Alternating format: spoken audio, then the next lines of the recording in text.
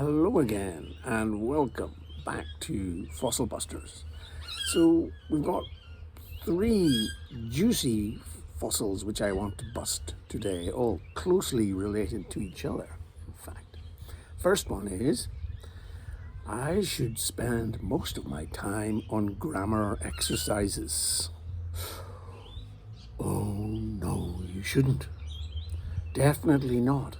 In fact, another fossil here is so closely related, I'm going to do them both at the same time. The other fossil is English speaking can be learned like maths, like mathematics. Learning English is like learning maths by learning the rules and applying them.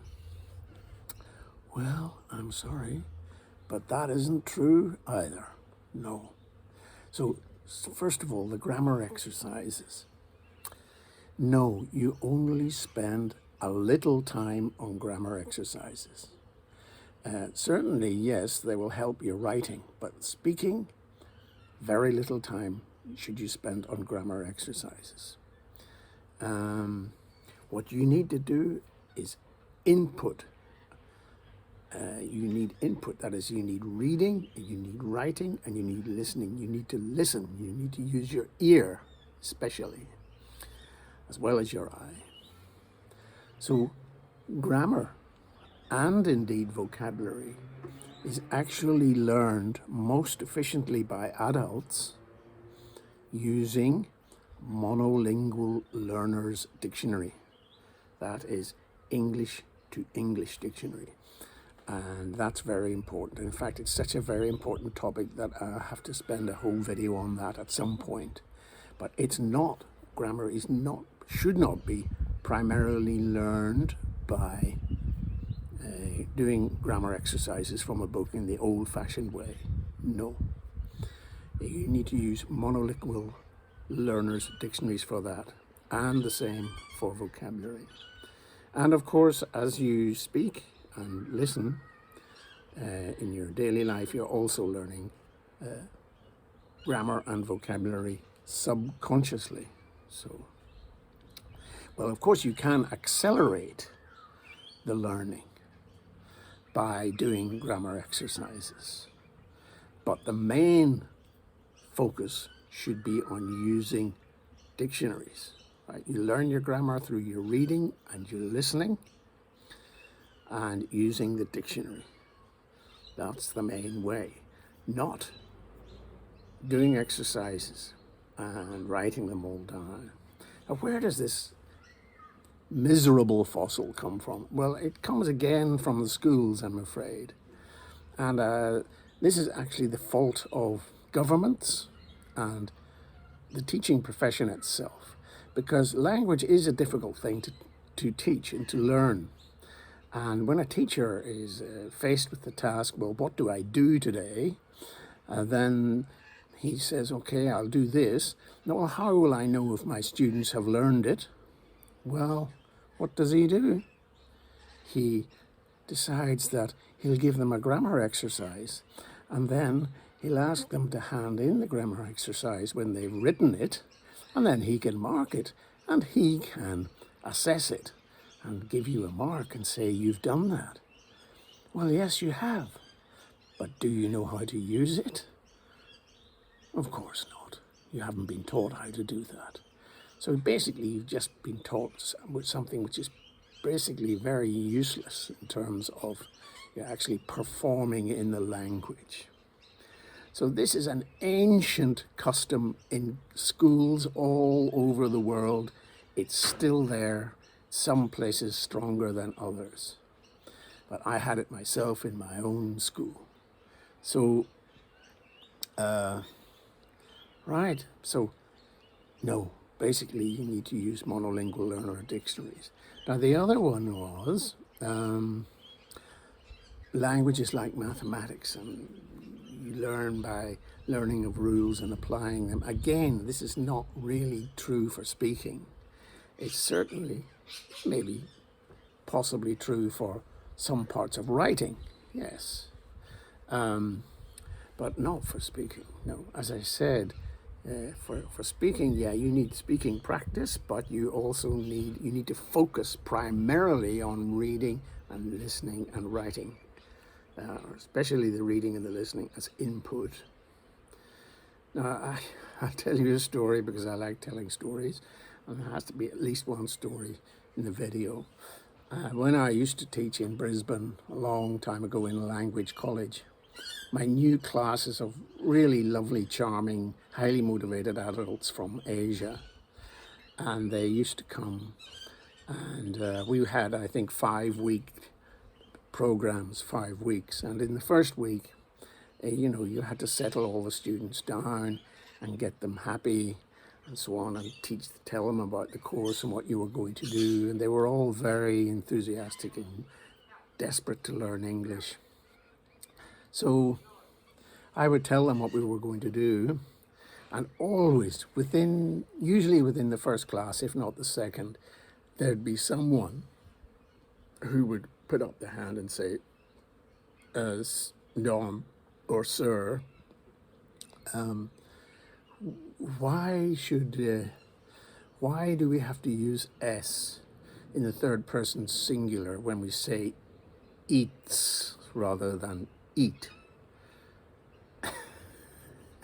So these questions about grammar, I used to call the people who ask these grammar queens or grammar kings.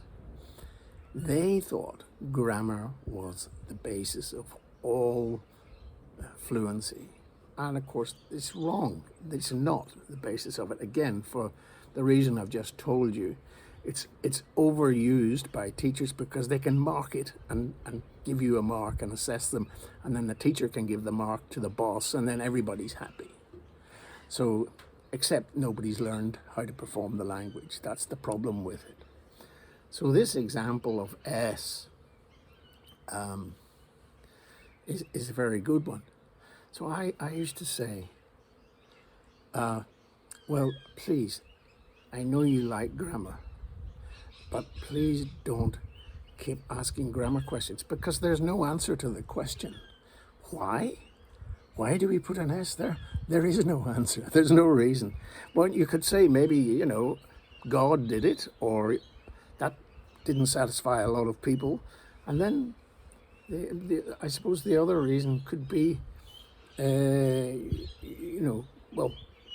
many reasons. But in fact, the answer is there is no reason. It is just the habit or the custom of English speakers to use that S. And our children don't learn it when we're learning up. I didn't learn it that way. I learned it by listening to my mother and father and the people around me by my ear. So we learn the rules in the same way as mathematics. Language is not like mathematics. Mathematics, you have a formula. 1 and 1 always equals 2. But no, in language it's not like that. Why do we use S? Because we use S. It's our habit and custom. Sorry, I can't be more logical than that. And finally, for today, the third one is pretty closely related to this. The third fossil is, look, we think native speakers are the best teachers. Please give me a native speaker. I'll pay more money for a native speaker. Well, thank you very much. Thank you. But actually, no, native speakers are not the best teachers. The best teachers, in my opinion, for you, are the ones who have learned a second language themselves as an adult, right? Not as a child, as an adult. They've done what you've done, obviously not in English. In my case, I've done it. I've learned Spanish. So I do know the problems that you're facing. But I do think that helps me as an English teacher because I understand the problems that you have. But if you've got a native speaker who has never learned a second language, well, he may not understand the problems that you're facing. Native speakers like myself, I never learned or memorized all the rules for grammar. I don't know them. I still don't know them. Of course, I've studied them in my teacher preparation many years ago. And over the years, I've had to study them and familiarize myself with many of the rules of grammar, but not all of them. By any means, I don't know all of them. So you can ask me questions and I'll tell you what the answer is, but I won't tell you why. I can't tell you what the rule is. So, yeah, the same is true of vocabulary. I don't know all of the words. I'm still learning them. It's an ongoing process. And by the way, I'm not a human dictionary.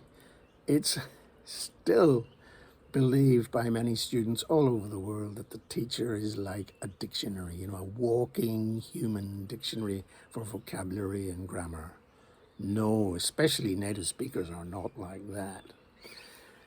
We can be good teachers. I like to think I'm a good teacher, but if we've learned a second language, where does this fossil come from? That this great belief that we are magical native speakers? Again, it comes from your old schools. That's where it is. The school has taught you that. And I think it's, in this case, it's political also. It comes from a lot of colonialism. Many of the British and French and Spanish colonial masters managed to convince their conquered peoples that, yeah, they were important. That native speaking was, you know, somehow we were better as teachers, at least, if not in many other ways, than their subjects. And this fossil is so deeply buried in many people that I've met, many students I've met. It's simply not true. I'm sorry. If I want to learn a second language now, I'm quite happy to learn it from someone who has learned that as a second language speaker. But I still see people learning how to teach. Recently, I was in Thailand, and some of the young teachers were just human dictionaries still. Very sad to see that. Very sad. Some of them weren't, though. Some of them had moved on, were more progressive. But some of them were still looking at themselves as walking dictionaries and just taking the meanings of words and writing them on the board. That's not how you learn vocabulary. You learn vocabulary and grammar by using your monolingual learners' dictionaries, by reading and by listening, and by doing a small number of exercises to accelerate it. Okay, that's all for today. Thank you very much. I hope you've enjoyed. Please like if you did enjoy. I'll be back again soon. Please leave your comments on this video.